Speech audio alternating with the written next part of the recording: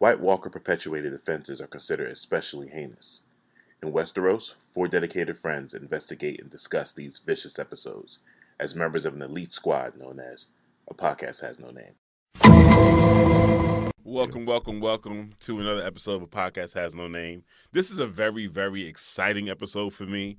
2 of the 4 OGs are right here. My man Curly Castro, joined by E.D.O of Toy Noise. You guys have seen E.D.O in a bunch of episodes by now. It's goody. Yeah. So this is a really, really important episode to me, primarily because this will be the first time that Castro will be interviewed as opposed to being the interviewer. He's the interviewee. Primarily because Castro's coming to town. He's on tour. He'll be hitting Portland this weekend, and then he'll be returning again in the fall to join us for Rose City Comic-Con, which again will be the first time the 4 of us have recorded in person, I think, in ever.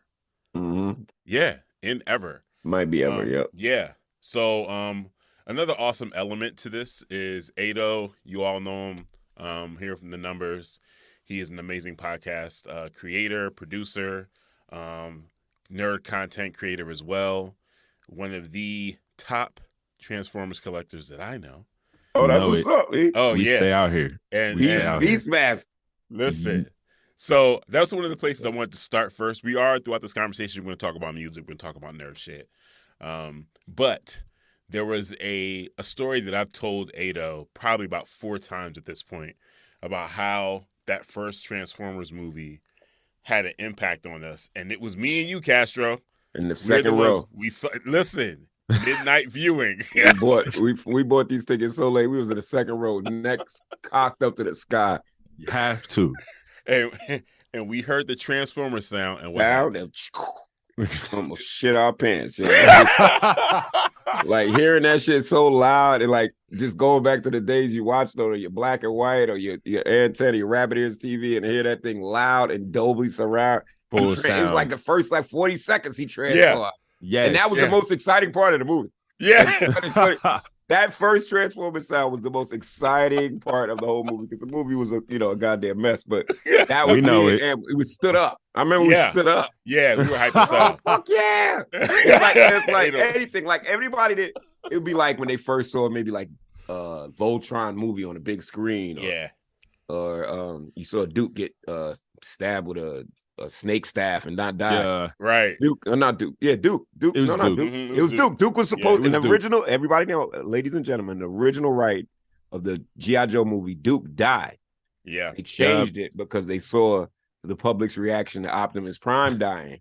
And that was dumb. That was horrible. Kids were not happy. That was the worst thing. That was worse than Bambi's mom. That was I could not understand when Optimus died. I'm like, but what are we talking about? He lost all his color. I was like, what are we doing? That's crazy. Because I definitely watched that in 2005, and I just turned to a different channel, and Optimus was fine and chilling. Because then they had check it. Then right after, because there was a lot of public discourse, and they were trying to bring Hot Rod and Rodimus Prime. No one 4 months cared. later, they had the rebirth of Optimus Prime. It was like 4-parter. I taped it on you know what? I remember this. Okay, and then we can get into everything. Right. So I had a VCR that had the top loader. This is how old this was. Top. And my mom deliberately kind of just left it there to see if I noticed this new machine. She had to open everything. She's like, "You don't see anything? I'm just a teenager. I'm just running around in the apartment, and I see this top loader. I was like, oh, is that a VCR?" I taped the rebirth of Optimus Prime, but the VCR had a volume control in itself. I taped it low. Dang. That's when they were doing too much. They were giving us too many options. Extra. It was tracked. There was a tracking knob. Then they had a volume knob, and it was. So, I remember I used to listen. I used to watch it and put my ear like right to the TV when I wanted to watch it. And I messed up. This is the time either they would put things on TV, and you got to catch them with the VHS because there was no rebroadcast. Right. Yes, nothing streaming. Things were in syndication, but nothing like a 1-parter or a 2-parter. Yeah. You saw these episodes one time, and that was it. You kind of had to wait till it hit the library if you wanted to see big it time. Again. Big time. You were screwed. There was no the syndication, and the syndication only worked, like I said, for like main episode and some of the same episode. Like they showed the same Woody Woodpeckers, the same Smurfs. They didn't like show like newer ones or whatever. Yep. So, I'm a thank you for bringing up Rodimus E.D.O. I'm gonna tell you, like in real time when that happened, I hated Rodimus. That was not the way to introduce Rodimus. He was supposed to be like a teenager jock. Like he's supposed to be some leather jacket transforming. Nobody was feeling it. It's crazy because like I be talking to people like people like I remember as a kid I hated Rodimus. Like nobody liked Rodimus. It's a bad idea. Everybody liked Springer. Like no one cared about Rodimus. But they were trying. It was funny because they were trying to wipe out that whole line. Yeah, it wasn't just getting rid of Optimus. They got rid of Ironhide. And I think Jazz got killed. Like a bunch of people died in the beginning because they were just trying to wipe it off and bring the new ones. But as a and I was a collector too, but we would just buy the new ones. You didn't really have to like right. Nobody needed to die. I remember they brought the little head ones, the ones that were heads. They brought them. The headmasters. They brought the tapes. We just kept buying them, and absolutely. You don't have to blow a hole. I remember they blew a hole in Ironhide. Yes, like there's smoke coming out of it. Ironhide gets shot by Megatron, and then Megatron he tries to crawl up Megatron, and then Megatron like shoots him in the face. Like that was too drastic for us kids. We were wild. That was crazy. That was unnecessary. It was wild. Like they showed Optimus Prime was like bleeding, like fluid and stuff. Like he had stabbed him. I was like, yo, what's going on here? In G.I. Joe, they used to shoot them and it would get the most that would happen was they would shoot their shooting hand. The laser would hit their hand and go, oh man, let's run. That's it. They wasn't like shoot people's ears off and stuff. Right. I think they learned their lesson now though, because at this point, like even like you were saying then, we would just kept getting the toys. You could have released Ravage and Rumble in as many colors as you want and just change the name. I don't care. They missed the colorways. They missed the colorways. They the colorways. But and then we wanted all those tapes to do something different. So Rampage had the arms, and we wanted to pay. Like we was too spoiled. We was like, nah, man, you ain't just gonna give me a red Rampage. I remember it was Rampage and with Havoc, and one was red and one was purple and blue. Yep. And then I was like, nah, where's the drill one? I need a Panther. I was trying to get all of them. Then it got stuck in my Shockwave. I couldn't open it. It was like stuck. That was the worst thing, yo. You know how it is. Them things wasn't functioning. Yeah.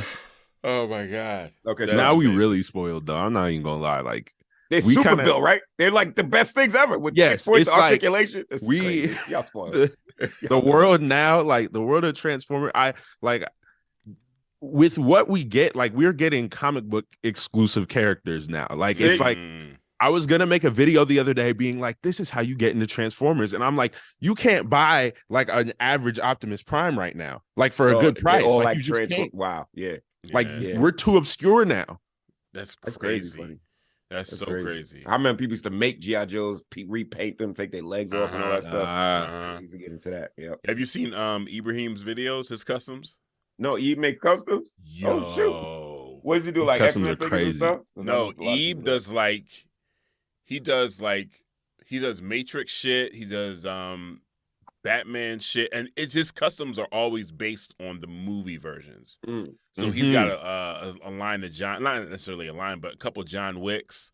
I mean, he does everything from like their full outfits down to the cars. Like Ebe is nice. He's out of control. Yeah, he should do a falling down with Homeboy. Oh my God! All right, so we will not discuss Guardians. Yeah, we got to say we that. haven't seen it yet. We did drop us. Me and Ado did a spoiler-free review. So this is what I'll say. I think we can get into some non-spoiler shit, right, Ado? Yeah. Yes. Because I might watch a bootleg if I think do not. Don't watch it in the theater. Watch it in the theater. Okay. Watch it in the theater. What James Gunn did is what Marvel had yet to do, in the way of this is a trilogy. I'm giving you an entire story that isn't so tied to the larger villainy or any of what else is going on to the phases. There are things that have affected my story, but here is it in completion. And when I'm telling you, dog, like it was on some old. Now watch me over at DC. Like he definitely he dropped Blue Magic and then walked out. Like this shit, it's in my top 5. It pushed Ragnarok out my top 5. I was looking at it. Yes, it hit the top. Yeah. So now I got they're not really good at threes. Yeah, they're not good at threes. This is the third. It's better than No Way Home, which is crazy. No, I'm gonna give that. No Way Home for sure. That's 4, right? Is No Way Home? No Way Home, I think it's 3. No Way Home is 3. Yeah, but No Way Home is 3. But even with bringing in Toby and Andrew Garfield, No Way Home was fantastic. This is better than No Way Home. I agree. 100. Nah, 100. He showed his ass. He showed his ass. Oh, where we He at? mooned the Wakanda whole Forever? audience. Are we? Wakanda Forever is still in my top 5. So I got Wakanda Forever. Do you like? Did you like Wakanda Forever better than Black Panther? I did, but Wakanda Forever couldn't exist without Black Panther. Yeah, and I think it's a different type of movie. It's a different type of movie. It's a different tone. And Black Panther was this is Zilla pointed out to me. Not to cut you off. It's like remember they were setting him up. He was going to be the lead. He was going to take over the lead from Tony Cap, as he's the age. He could have done 2 or 3 movies. They had him in. I didn't really think about that. I said, oh yeah, the warm ups they had to him, like Civil, he was going to be like the guy. You know, he's about to be the next one. He was about to be next. He definitely was. That's definitely true. So, my top 5 is Wakanda Forever, Endgame, Infinity War. Mm-hmm. Winter Soldier is still there. Yeah, Winter Soldier. And then it was Ragnarok, Classic. but this knocked Ragnarok out. It's not right. Okay. Yeah, and Ragnarok is fabulous. I really liked Shang-Chi. Shang-Chi was dope. Shang-Chi was fire. I liked it as a little San Francisco treat. You know what I'm saying? I really liked it over there. I'm interested into who they bring in now that they got that's a platform. You can do West Coast Avengers. You can do a bunch of people over there. Thank you. Thank you. I got you. I prefer West Coast Avengers. I'm just saying, like, use the geography for the benefit. If they're gonna, if they want to put Daredevil all the way over here, or wherever they put, right. You know what I'm saying? She-Hulk's over there already. She's over there. And bring me some Tigra. So, Tigra. Well, they had Tigra. No, they didn't. They was Titania. Yeah, they did. As long as Tigra doesn't look like the Wonder Woman villain. Oh no, yeah, Cheetah, because she was dope all before that whole furries. Like the furries love that movie. They went there in droves, man. I was like, yo, just close your eyes to the end, man. It's the greatest. The most furry fantasy ever. She's severe. She kicking ass. She got a full body on. She lost her sexual organs. Everything, yo. It looked better than Cats, so I'll be happy with that. It did. Well, Cats had booty holes. So Cats was hell. Cats had booty holes. Cats put booty holes. Like that movie. It doesn't need to be that accurate. It doesn't. And I'm a cat owner. I love cats. Like, come on, man. They're crawling around. They're dirty. Like, I don't want to. I can't. To me, too, it's like, why are you with the movie Cats? So the play Cats makes sense why the humans are all playing cats, because you can't do CGI cats. Right. But with the movie Cats, you can just do CG. Like the Lion King came out. Yeah. Just have them be normal cats. Yeah. Well, there was also, and to be honest, because of the play, there was a sense of the cats were like homeless people. Because remember, they had that one older cat. He had a lot of fur. I watched it, and they running around. And I went to Kiss Cat like 3 times, running around in the audience and stuff. That was always scary because it was dark and all that. But it was something to be like the underserved, the unhoused community. I remember that kind of being a thing. So the fact they were alley cats, to my point. Yeah, it's not even about them being cats. It's about underserved community in New York City or whatever, and that's all. So anyway, but Guardians, use the things at your disposal. But Guardians definitely go see that in the theater. I don't remember advocating this hard for a film. See, I might run and go see it because I'm leaving. I won't. If I don't see it before I go, I'm not going to see it. I'll be going. You gotta go. Your schedule gonna be too tight. So, I recommend because sometimes I bootleg them, man. I just get through it, man. I know. I find I have great. I got some great websites. Anything. We'll name it on the list. We'll name it when we don't record. Yeah, we'll name it once we pause the recording. But definitely same over here. But what was I going to say? Guardian. Okay, but good. All right. Now I can't remember what it was.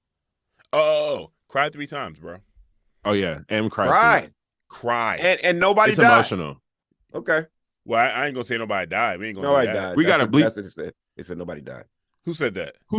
That was the first little spoiler thing that I saw. Kind of was like there was no big deaths. That's what they said. So leave me alone with it if that's not the case. All right. If that's the case. Okay. All right, leave that. And not enough Adam Warlock. That's all I know. People gotta chill out. People gotta relax. You know what? I gotta keep reminding myself. MCU fans are not necessarily comic fans. There, right? I gotta like you taught me that when we were doing Game of Thrones, when you were coming with all the book shit. Yeah, and it was like this is something different. This is something different. It's a different fan experience. So I'm often finding myself like being the nerd that I never wanted to be like being mad at well, people. I think the shows do it deliberately. The Walking Dead veered off very quickly. Yeah. The Boys is very different. I heard the same thing about Last of Us. Invincible. Yeah, The Last of Us is pretty different. Okay. There's huge differences. I watched a lot. I watched the both. Like I watched the video gameplay and all that. So I think they deliberately kind of do it because I remember when like The Walking Dead really did like almost like third episode. It was like, all right, we're off because let's dive. And the series was so way ahead of it. The thing. So they had to do it. I think the smartest way to do it. My thing is there's so much playground. That's what I like what the MCU does. Oh, right. What do we think of Ant-Man? Whole universe to play with. I like Ant-Man. Yeah. I liked it. I loved it. I know our man is done. He's 86. Yeah. So that's fine. But I loved it. But people were like a homie of mine, Robbo, when he saw the trailer for Ant-Man, he was immediately, he's like, are they going to introduce the Micronauts? And he was hype. Oh, yeah. That's the whole right. And that's why I'm like, but there's a playground there. There's a whole universe that they could do a whole bunch of stuff in there. You kept Kang down there. You can change Kang. I don't care what anybody says. And I was a fan of you can change Kang. That's really no problem. That's the point of the multiverse. Yes. And that's what I think.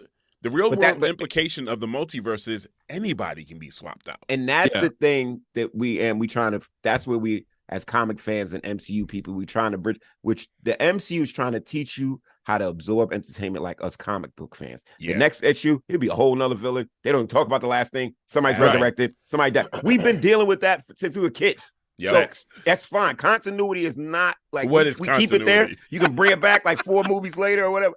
But come on, just chill out. It's a comic. Let it ride. E.D.O, he's playing. Yes, he is. He's impregnated all these women. Yes, he did. Yes, he did. He did. That's some comics. Yes, he did. Oh well, yes, he did. Okay, and just go with it. You have to just go with it. You got to go with a lot of things. They didn't explain this. Mysterio, what is his motivation? How did he meet Stark? Yes, he did. Yeah. Yes, he did. And the little yellow panel, the little yellow box. Yeah, and they have the little Stark. X-Men 125 from like 5 years ago. And you go look it up. You go, oh, word, there it goes. There we go. I didn't know that. There it is. Right there for you. Our ability to suspend reality when we're watching MCU shit is easier because we're comic book fans. So when I see people like, oh, they should have did this with Adam Warlock and did that, they just introduced this. Thank you. And they take their time. Literally can do whatever. Like, I don't understand it. I don't think people understand from a Hollywood standpoint. They got to reset. They got to bring in younger actors because they want these actors for a minimum of 10 years each. And that's a long commitment for anybody. That's a long commitment. What if 2 movies bomb? What if you're an Iron Fist? You don't want to stay. If you think anybody wanted to do that second one, they were stuck. Okay, all of them, they were stuck. Like, all right, let's just, because if you look at a lot of them, they went and did a whole bunch of different stuff. Right. It was stuck. So, like, this is a commitment, and it has to be a good story, and there's so much to play with. That's just all I'm saying. Like, it's a playground. So much. It's based off of comic books. Like, comic books will have full crises where, like, you have Superman from Earth 72 and Superman where he's a bunny. Like, comic books are a playground. Like, it's meant to be weird. It's meant to be crazy. Howard the Duck. Howard the Duck. Shout out Howard. Shout out Howard. I love Howard. Yeah, they wildin'. That's all I'm saying. All right. So we're gonna pivot to music right quick. Yeah. Castro, I don't know if you know this, but E.D.O is a rapping ass motherfucker. Oh, that's what's up. We out here. He is a producing ass motherfucker. If you ever listen to the station, there are commercials with beats that him and Tay have done. He has produced for other people. Who would you say, E.D.O, is your top production accomplishment? My top production accomplishment. It was cool to get the I Love McConan placement. That was really cool. Nice. That was a dope placement. I would say, like, I think personally, some of my best beats have been given to Taya, though. Like, that's just like Taya easily always gets first dibs. So it's like she has like some of the best. And like Taya does not skimp when she raps. Like Taya knows what she's doing. So she don't play. I would say those are my favorites so far. Bet. Yes. So he had asked me before we got started how long we knew each other. And I paused and was like, 15? No, 20. 20. Closer to 20. Closer to 20. You got to round. You always round up and down. So like, it's closer to 20. Like, so think about it. Squadzilla. No, before Squadzilla, Bohemian Fifth. Both Fifth. Yeah, we dropped our record in 2004. That was when we dropped the record. 2004. Yeah, so we were kind of active from 2000 to 2004. The record dropped in 2004. That's where we got busy, started getting busy around 2002. Yep. Because we were at Temple at the same time, but we didn't meet. There was a we were interacting at Temple at the same time. We interacted once. And I didn't realize we interacted. Yep. So there was a freestyle battle, a competition y'all put together, and you were auditioning people. So it was you and like 3 other people sitting at the table. And that was me and Janine. Yes, definitely Janine. And y'all just had motherfuckers waiting in the hallway. And auditioning for this. Wait, for what part of the battle? For like rappers? To actually get into the battle. Because all right. So it was like, hold on. It was like, let me tell you from my perspective. It was like a scene from Juice. We all outside. We all outside in the hallway waiting. We had to break. So let me tell you, me and Janine picked up this Hip Hop Society thing. We had to build it back up because we picked it up from other cats that did it. Yeah. And the most they did, I don't know if you were around, we did that CD. There was a one CD that came out. It was a compilation. That was probably a year before you saw what was going on. So we did this CD. E.D.O, Too Many Cooks in the Kitchen. It was a nightmare in terms of like this one track from everybody and pulling people around and making right. It was a nightmare, but that was the accomplishment, right? But all those people kind of had moved on and graduated, and the society was just kind of whatever, right? They weren't throwing things. So me and Janine swooped in, found out how to apply and put our name on the ledger and all that stuff. And so we had to kind of build it up from whatever. So we was trying to do it like double time. So we would do like events, but we'd always have lectures and women in hip hop. We used to have these like students leading these lectures. That was a bad idea too. But we did one thing. We had like this one day festival and we had lectures and stuff. And and so I don't remember this. That is really bugged that I do not remember this audition thing for the battle. I don't even remember we threw a battle. I remember we were doing Baptism by Fires. I remember that. That was the show we would do. So there was like, it was like performance venues on campus that were used by acts, but if you were a student, you could also kind of rent them out. And that was kind of dope. So that was like the Owl Lounge or something like that. And it was right on Broad. It was right in the front. Almost off yeah. Okay. Yeah. And so like you go in this building and you come right there and we were throwing these events and stuff like that. So that was pretty good. Yeah. So that's how long. That's how I was, waiting in a hall. It was really like legit like a Hollywood audition and shit. And people come out, you're like, "Yo, how'd you do? How was it?" I don't know, So I walk in. Oh yeah, that's crazy. Yeah. That is crazy funny, but go ahead. I walk in. I had like maybe like 8 or 16 written, and I spit that. And then you came in rapping? Hell yeah. Oh, and then you was like rapping? Yo, you was like, I freestyle. And I was like, oh my God, wait a minute. It was wild. But it was easy because my free was good. My free was on point back then.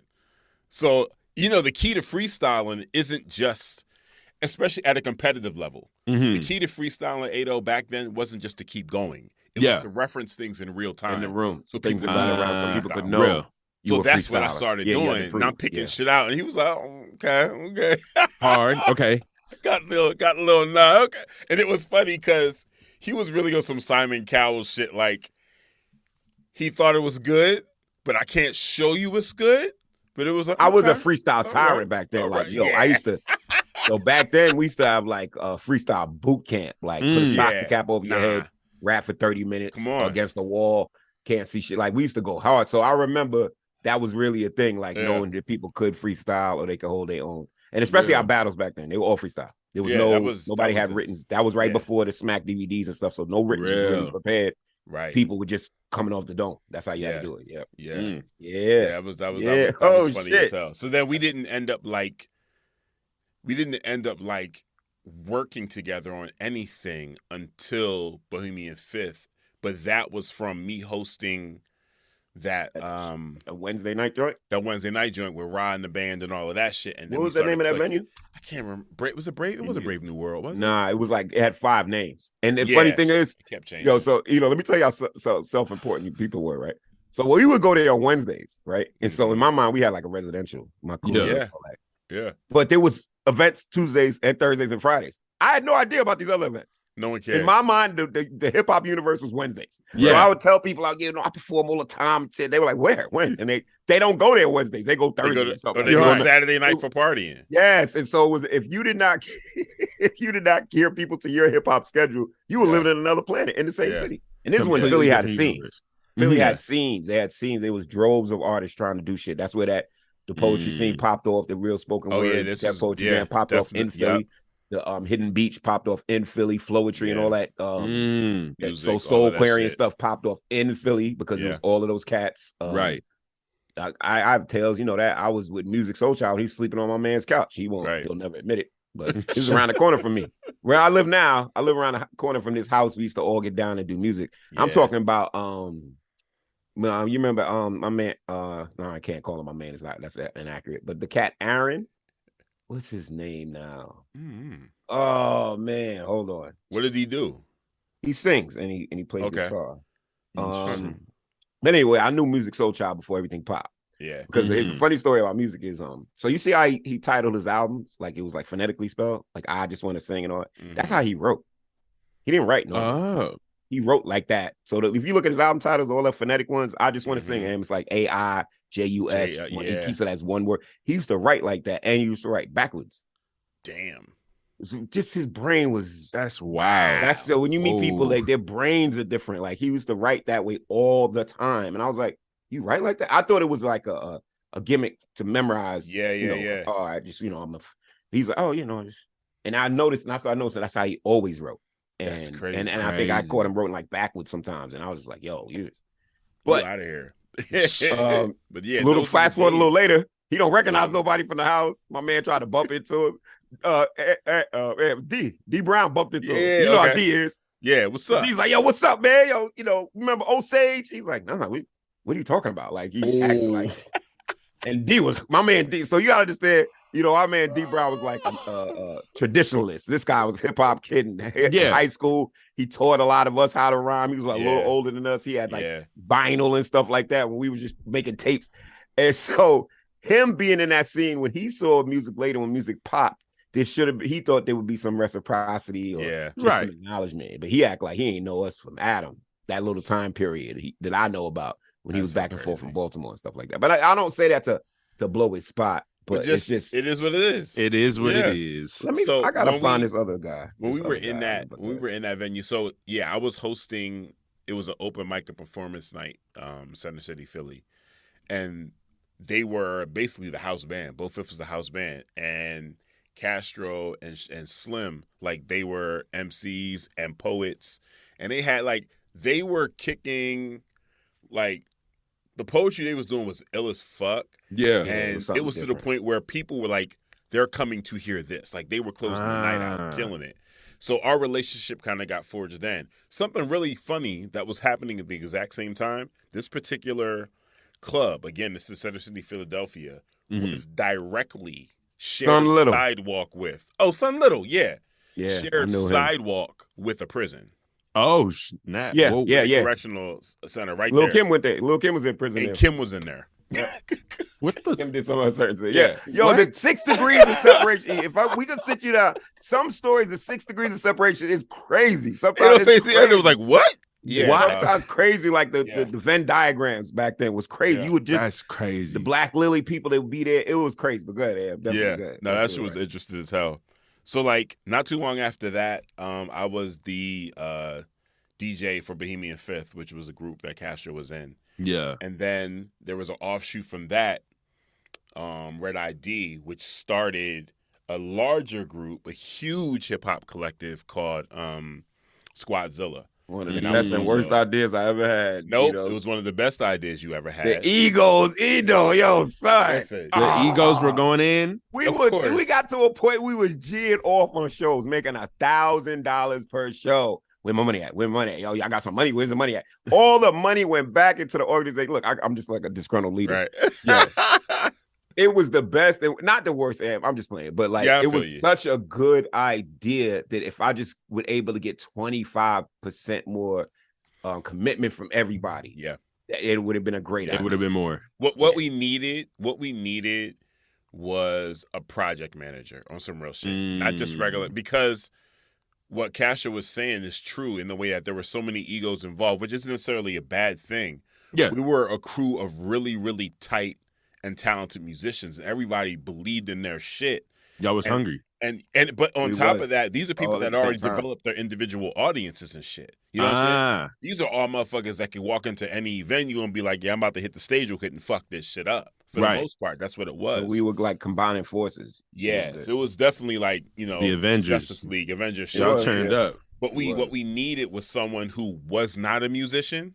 Yeah. To be able to look at this and be like, okay, this is the layout for the year. This is who's releasing when. This is why they're releasing. These are the shows we're doing. This is the money we need to raise. Everybody shut the fuck up and go sell CDs. Like, that's what we needed to happen. Real. But it was like committees within subcommittees and... No, I'll tell you what it was. It was we were a Puff Daddy situation. The two main artists, me and this other cat, were the presidents as well. And that leads to things either being top heavy, where it's like we feel like we got to work hard or drop our shit to carry everybody else, and then we're on everybody else's ass, but everybody else has a different schedule. It's interesting. Like, it's an interesting thing. It's nothing wrong with it, but it's just like top down. You know what I mean? But it for a while it worked. Yeah, it definitely worked for a while. We got the brand identity really, really boosted in Philly and New York. I'll say up and down the tri-state. The marketing was amazing. The graphics were amazing. The shows are memorable. Things disintegrated, and then we had some lazy ass cats. You know, you understand me? Some cats that were in Squadzilla still pushing them same songs. One Sunline Raw. It just some of his favorite songs. How long did y'all run for? We had a run. What, 2 years? Two solid years. I can't say 3. But tons of projects. I can't because we were a factory. So E.D.O, so we did have underwritten like committee called the Zilla Music Factory, because that's what we were. We were churning out. So what we did, which I liked, was we were able to remanufacture and recycle old material that was sitting around. If you had something, we putting it on a CD. Yeah, We was pressing the CD at the crib. We was printing out the artwork at the crib. We was uploading it to downloads. And you come there and you get a pack of CDs. You come there, you drop off some materials to me, and you come back in 2 days. You got a pack of CDs. Come get your pack. Yeah. It was real. It was like a cookhouse. I was not playing. Yeah, it was a cookhouse. That's genius. Yeah, we were fucking. And it was also when mixtapes were a thing. We had a CD spot down 11th Street. There was a good connect, and people just copping like, you know, people around this in Philly. People go to the little bootleg store and buy like 10, 12 mixtapes at a time, get a pack. Seriously, it was like a pack stack. Just get stacks of mixtape. Yeah, that's hard. That one. And it was really. And so we would try to get our own little ones in that mix or whatever. And at shows, I remember people would buy like 4 or 5 CDs at a pack. At a time. It really, like we were printing our own money. All you really need to do is just have it available, because don't go on stage and then rock some shit. People want to buy what they just heard immediately. So make sure that shit is on the CD, ready to go. Immediately. Like there was a time also you're giving out flyers and business cards and stuff. What leaves a lasting impression? Somebody that finds a business card in their pocket that they forgot when they washed their jeans. Who's this group? Or you have your website cracking, and they go to it immediately. You give them a CD right then that night. Definitely our marketing was on point at that point in time. That's fire. So out of Squadzilla, Castro, I'm trying to think. Verso was already solo. He continued to go solo. But speaking specifically about you, you went solo after that for a little while, but then Beat Garden, right? Yeah. Right. Yeah. So I became a solo artist at that point. Like I was in duos and groups. I was always in a group up until that point. And when Squadzilla broke up, I broke it up. There was a lot of issues at the top. And there was like a male divorce. And because of that, the organization, there was a fucking bizarro Squadzilla performing under our name months after we dissolved. Look, Am hates the story because it's so crazy. There's a photo of us. There's a photo of us at a venue watching. So Squadzilla got booked to perform, and Castro was like, "Is y'all doing the show?" I was like, "No, the group is over."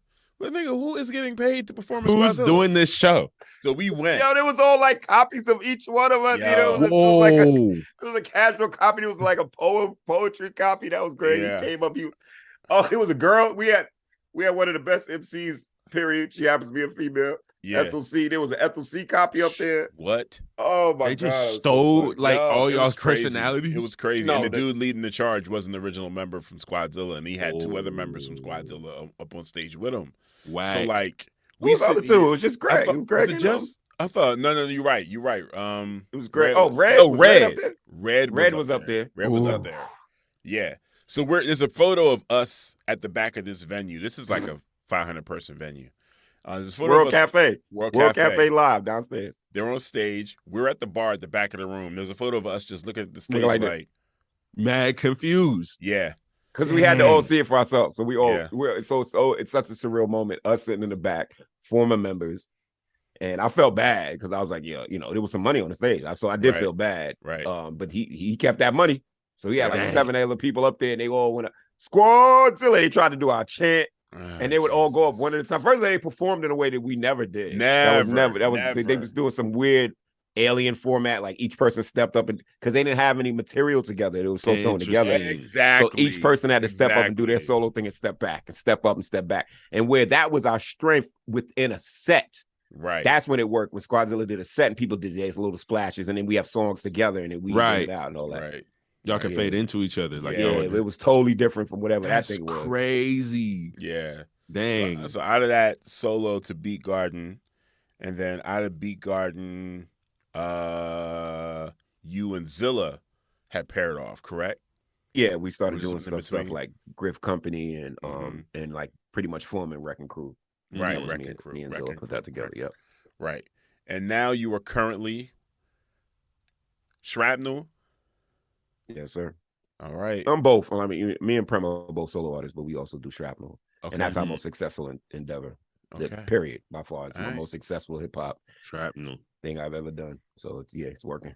Man. That's what I'm talking about. I remember when you first mentioned that you was coming out here, I was hyped. I was like, oh, that's what's up. That's definitely what's up. And then when I saw the European tour, I was, oh, wait a minute.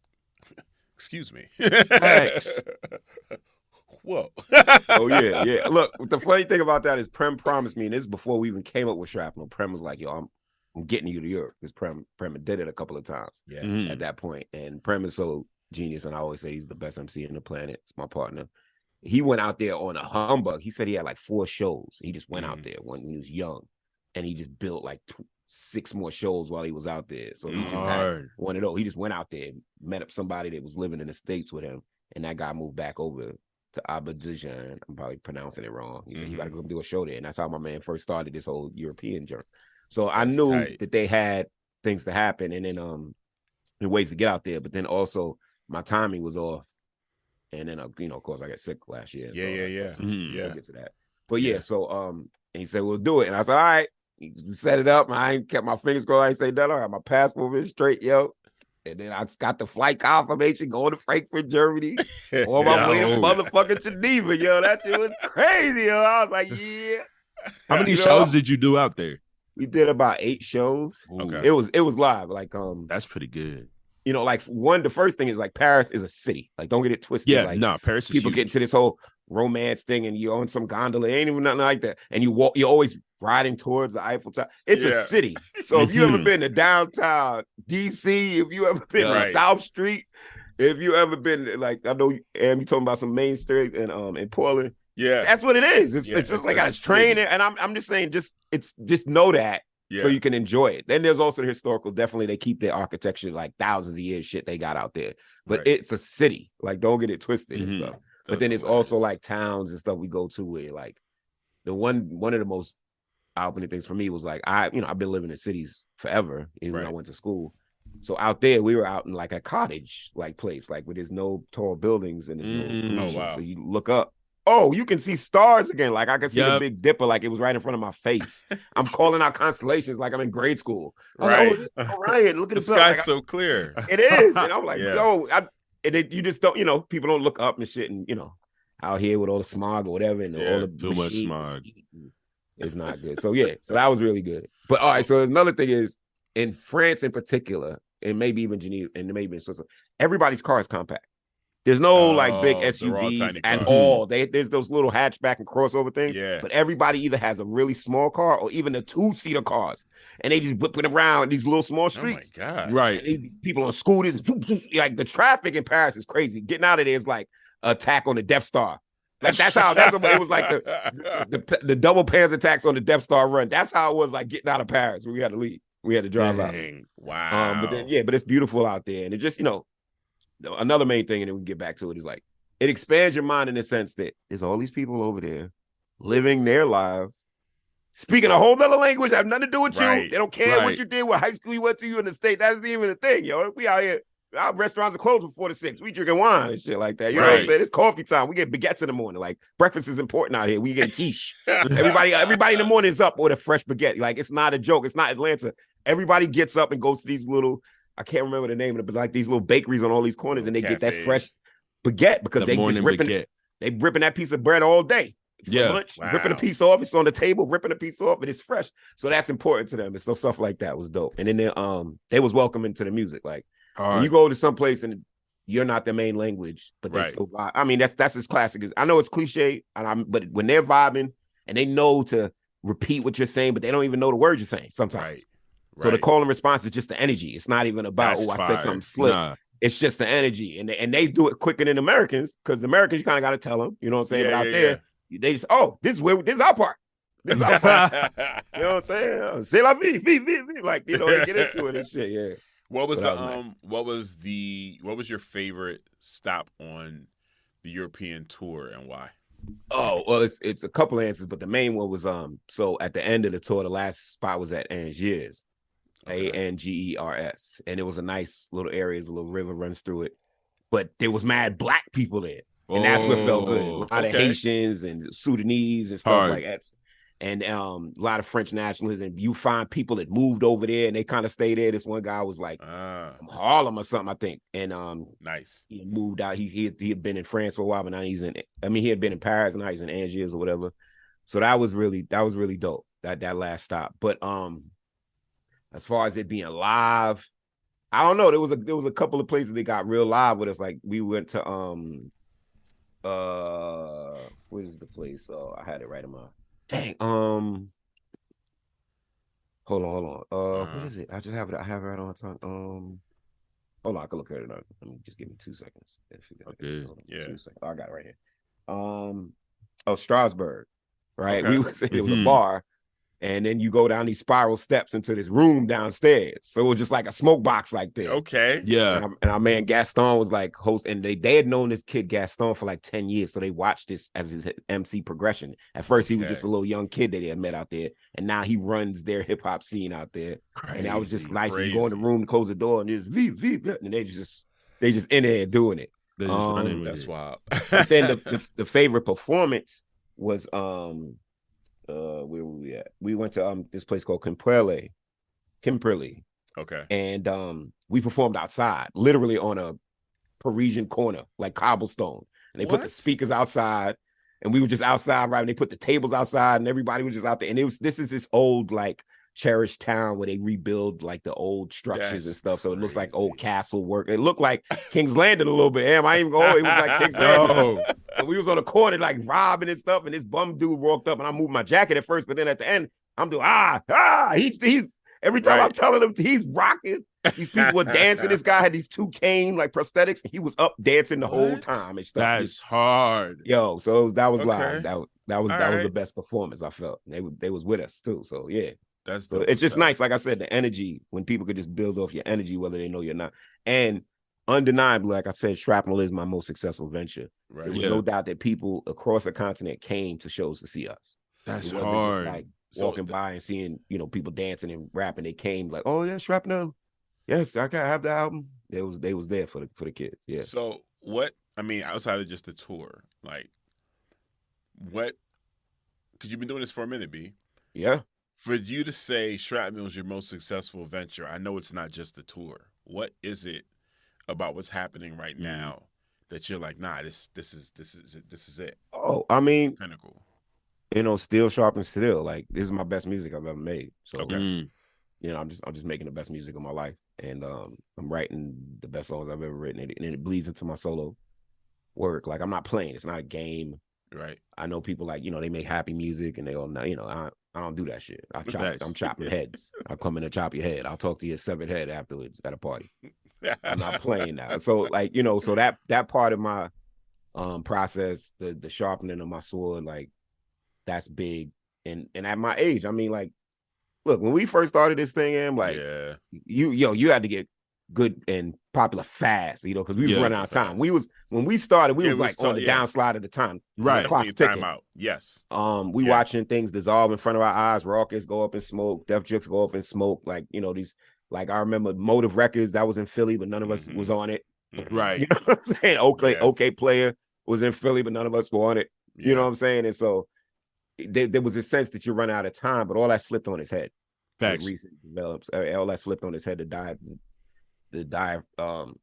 Even the way everything functions, you can be older, you can be younger, you can do your thing. Yeah. Technology has caught up with us. And so now that stuff is coalesced, it helps my career.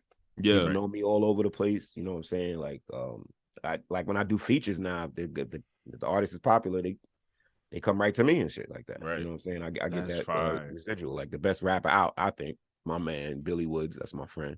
Mm-hmm. He just dropped the album. Everybody going crazy on it. We got a feature on there, and they talking about us. So it just when you used to do that stuff, either when you were younger, oh man, if I work at this guy, then their fans will like me and all that.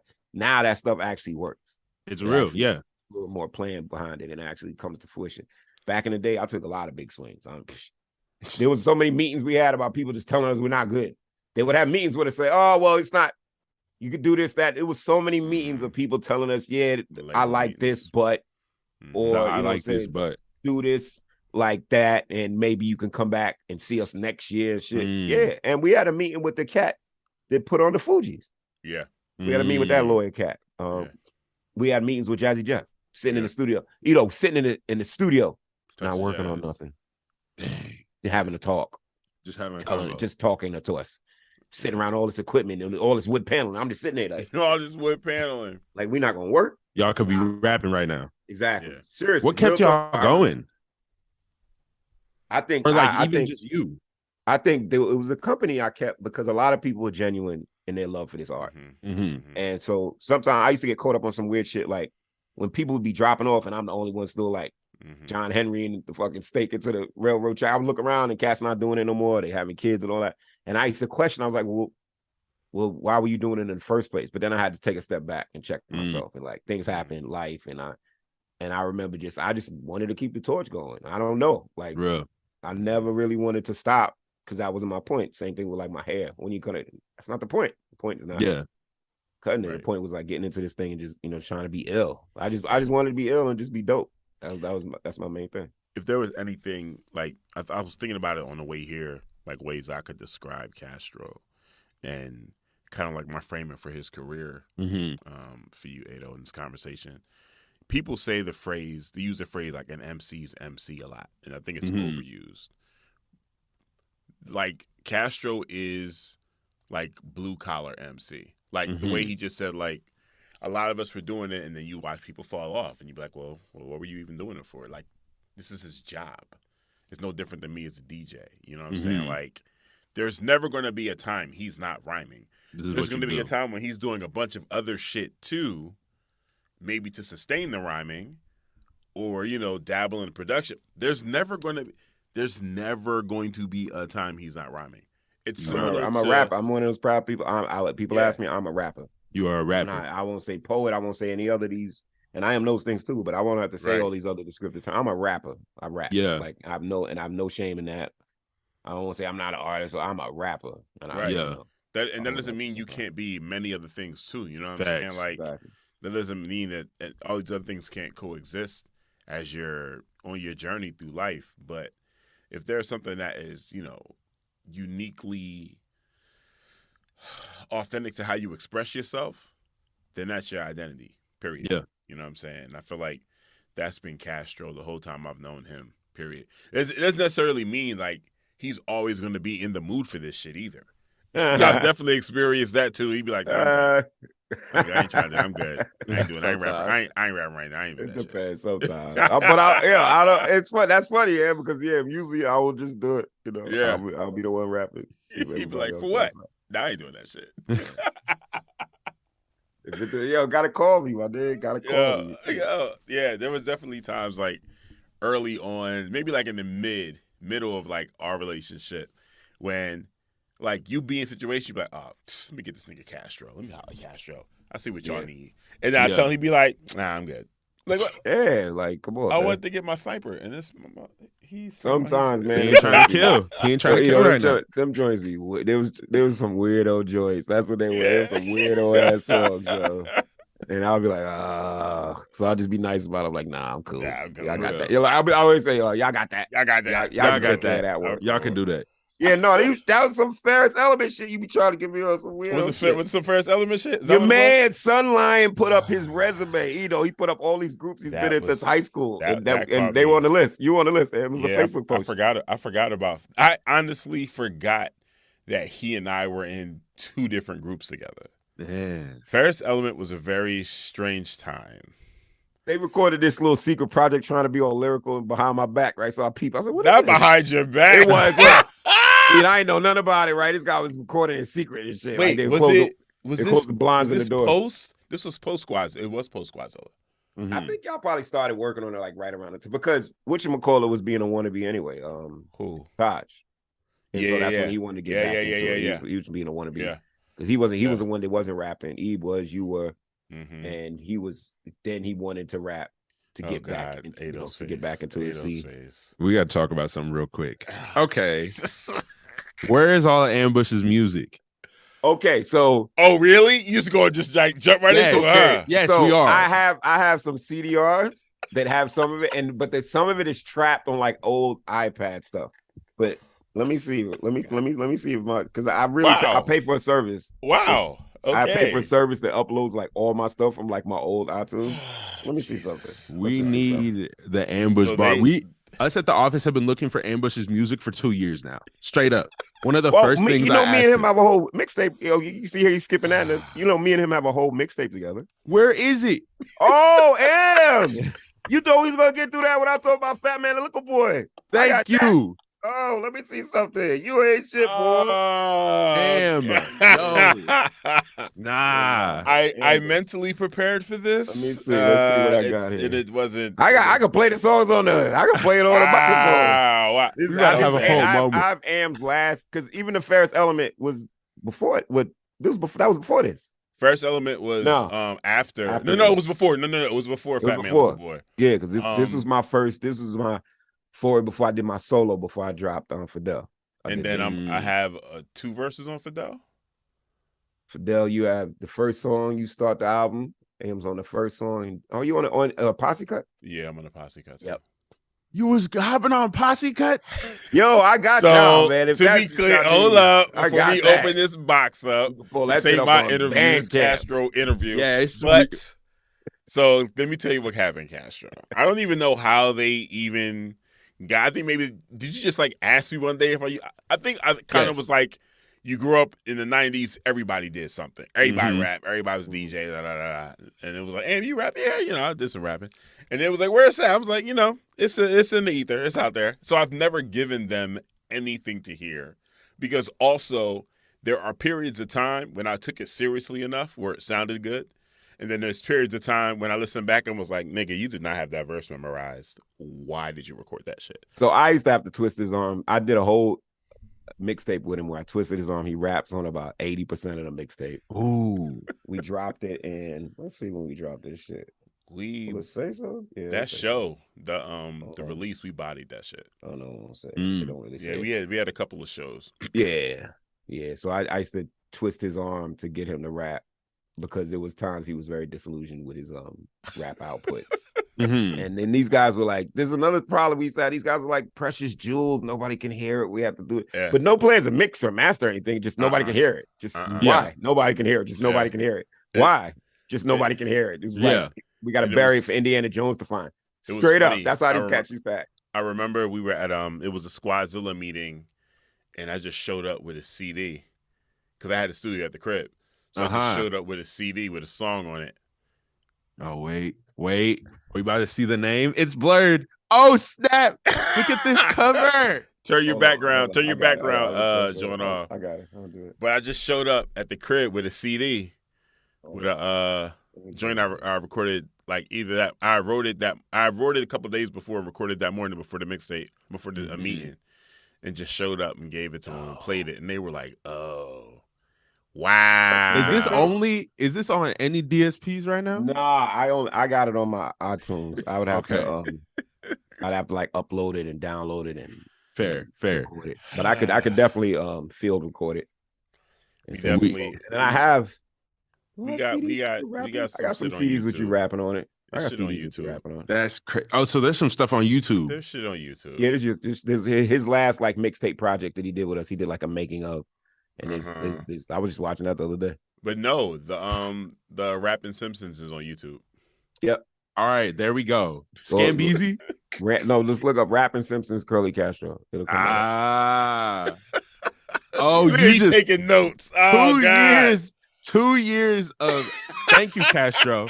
2 I years got of waiting. This is one of the first conversations me and Am really had. Like, this is when we were back in our old studio. It is. It's true. Wow. It's true. I was playing them some Black Milk beats that we were working on. And I had what mixtape did you play them? No. So as far as the conversation about music, yeah, I've never played them any of my shit. No. But back when I first got out here. This is about 2016, I guess 2017 maybe, and we were finishing up Verso's project when we went out to Knott's, Black Milk, a couple of people. So I was just playing them some of those beats, and we were having that conversation about music and shit. And I'm like, I've never wanted to be because of the respect that I have for MCs. Yeah, like I know I can rap. I know what good rap sound like. I know what bad rap sound like. Yeah. I'm out here trying to do it. So it was never like, let's get on the track real quick. That's what he does. Mm-hmm. That's what he does. Yeah. You know what I'm saying? And it was great to be able to do Fat Man Liquor Boy with him was dope as hell. And then to be able to feel like there were moments. When did we do that? 2010? I think so. 2011, I think. Wow. Yeah, I think it's 2011. And to be able to hit stages with Castro, and like he was a lightning rod for me. Like he saw what I could do. Yeah. It was like, I'm gonna make you do more of that shit. I want you to work. Yeah, I'm gonna put your ass to work. You an ox right now. And we were fucking shit up. We definitely were fucking shit up. And then for me, real life shit started happening that pulled me away from music, pulled me away from everything, kids and all of that. The law. Yeah, so that, Yeah, it what it is. Wild times. Yo, E.D.O, he was wilding. He was out here. We was tangoing some of the tail. Yo, you don't know shit. It was some real shit going on. Like, it might be normal, like, it wasn't like high end. He wasn't like moving bundles and shit. But yeah, it was some real shit going on, yo. Man. Real shit. I used to have to go make payments because they couldn't lock me up. So I used to he be hiding like 3 blocks down. And here I come. I'm making this payment. Like, who? Yeah, here the money. And looking at me, who are you? Yeah, you know who I am. You see me? I'm not him. And I walk out with my Sherman Hemsley, like, walk. They couldn't touch me. Yeah. In them counties. They couldn't touch me in them counties. I forgot all about that shit, B. That shit was crazy. Man. I feel like we really getting like a look into like how y'all was really this is really cool to hear these stories, because like also Castro, I did a lot of listening to like a lot of your solo music and stuff like that. So it's like it's really cool to hear how you're coming up and like see the work that you're putting in and see you doing all the music videos and stuff that you've been doing, because it's like you can hear it, you know what you're saying and you know what you're doing. Like you've been at this for a good amount of time, and it's it's showing and it's dope. Man, thank you. Yeah. Castro, what's some advice you would give to younger MCs? Because I feel like the landscape has changed a lot, and I'm happy about that from a digital standpoint. Like some of the things you were alluding to earlier, just as far as like what it took to have different relationships with other artists and different scenes and all of that shit. One of the things that I tell younger artists that I'm dealing with today is how lucky they are to be in this digital, to have grown up in this digital era. Yeah. We were having a debate not too long ago in the studio about some of the older artists feeling like the internet shit is a cheat code for younger artists. Like they're not out here doing shows. They just putting songs on SoundCloud. Look, I can stop touring. people right there. They lying themselves. Look, the tech is your friend. That's what I'll tell all these young cats. The technology is your friend. Like the trying to hunt down somebody who even made beats, then who has a computer, then who has a mic. All these things were separate and in disparate spaces, and you had to make these travels to get there. You had to have money to pay for a studio. You didn't know you were making any hit song, or you didn't know what you were doing, but you had to have that money paid for it. They wouldn't even let you. They wouldn't turn the machines on. You would make these press kits, and you would just send them out to the oblivion. They didn't have to respond to you, but each press kit, I remember we pressed up, we had a laminated folder. It was like kind of reflective. We had a business card in there. We had an 8x11 and we had a CD in there, right? But that alone, each pack was like $20, $25 when you're skipping on materials. But those are just sent to oblivion. Yeah. We sent 4 to Russell. Who knows if they got them? But that's just the money that would just go out. And there was no way for that. There was no return on that investment. Those things were just assigned to cost.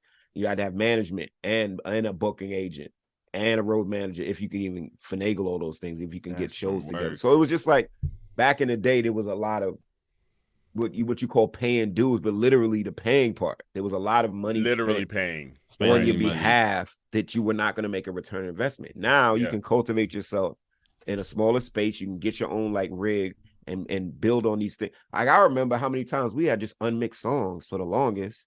We had one time we had a project where we could only afford to have 2 songs professionally mastered. So we got it to work. It evened out. But if you knew what we knew, there were 2 songs that worked on professionally and other songs we did on the scale.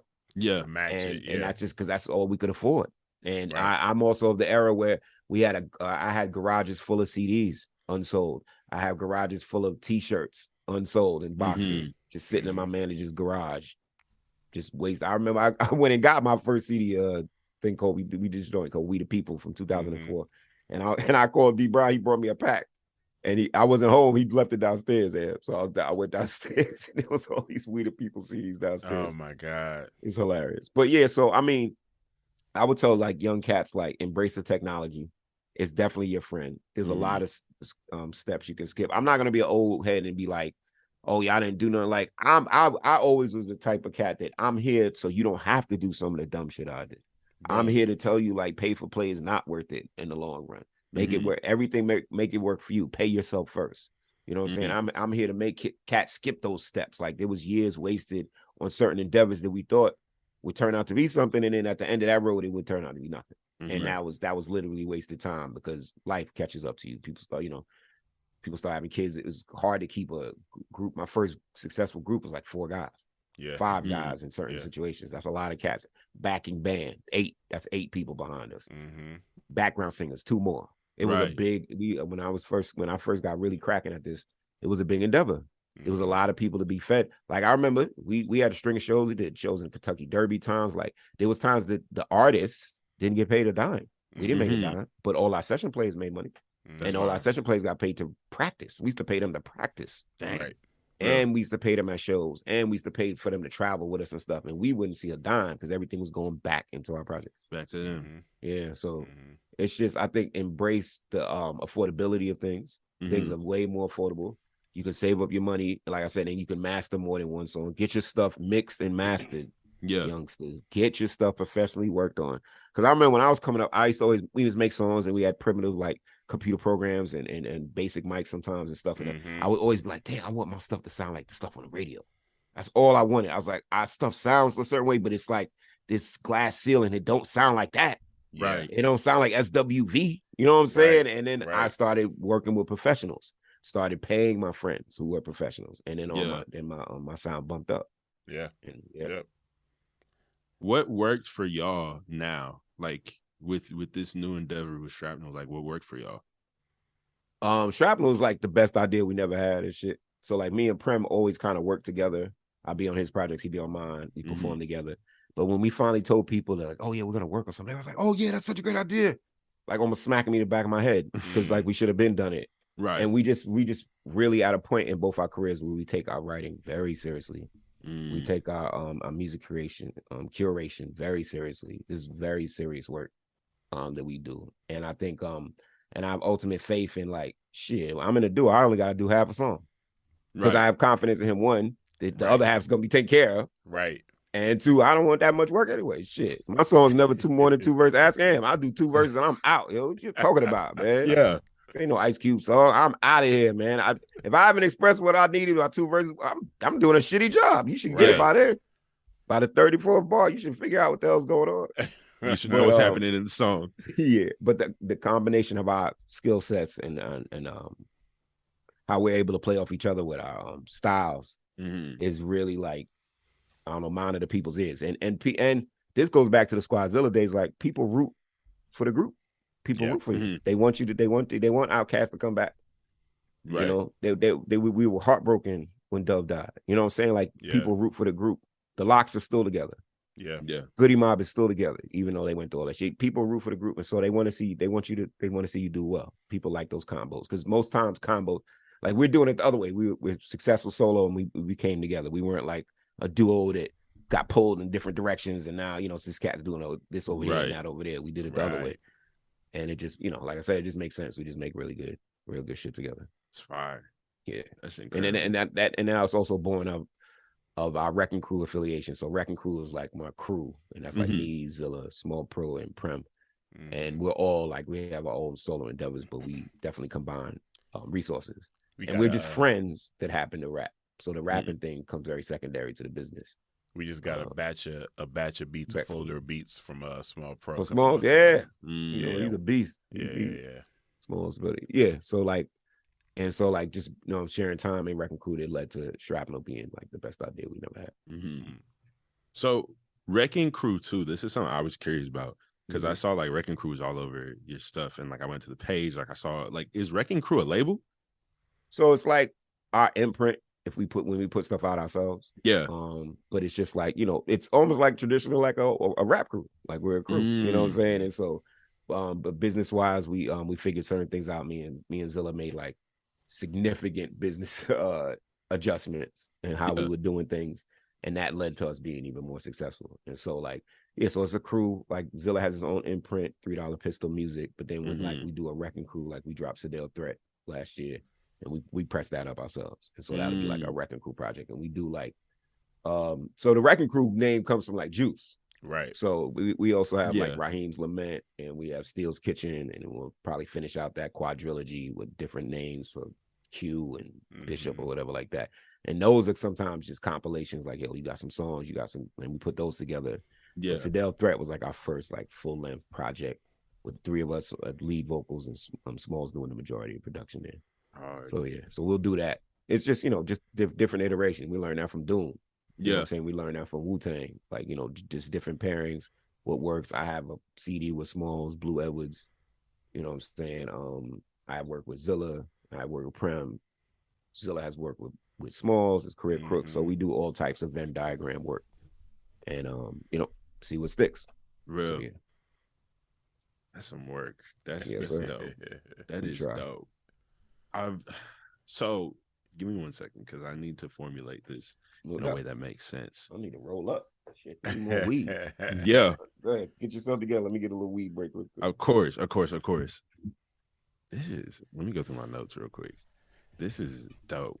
Yeah, I want to make sure you had an opportunity to pop your questions off, because I know you and Casual could talk forever. Okay, I want to pick the best ones. I got to ask him about his beat selection, because bro has good beat selection. Yeah. Incredible beat selection. 'Tis important, man. You gotta have good beat selection, man. You can't just be out here rhyming on whatever. Nah, beat selection is because your homies producing. You don't want to tell them that beats is bad. Beat selection is number one. Yeah. Oh, if y'all gotta edit me, man, tell me to shut up. No, it's on me. Go ahead. I got stories to tell. You want me to break shit down? Y'all want to know about the Aminator? I want to know. We gotta know all the details. Oh yeah, I can tell you, man. So the question I wanted to ask you. So first and foremost, let me get the exact song, because this was Emery Doug. Yeah, I like that. I was listening to that track. I think I listened to it like 5 times while I was on my way here. What was picking the beat for one? Like, your beat selection by itself is really good. Like, you have incredible beat selection. But with that beat specifically, how did you find it? how did you come to rhyming on it? Because that beat is like abstract as fuck. Yeah. So that beat was made by the one and only Elucid, one half of Arm & Hammer. Everybody that needs to know, you can look them up. But Elucid's, he's a master rhymer, but he also produces on occasion. So I had gotten like a couple of beats from him, and I was really into that one with the dissonance. Because the funny thing about Emery Doug was it wasn't the first track at first. It was like I was always destined it to be the last track of the album.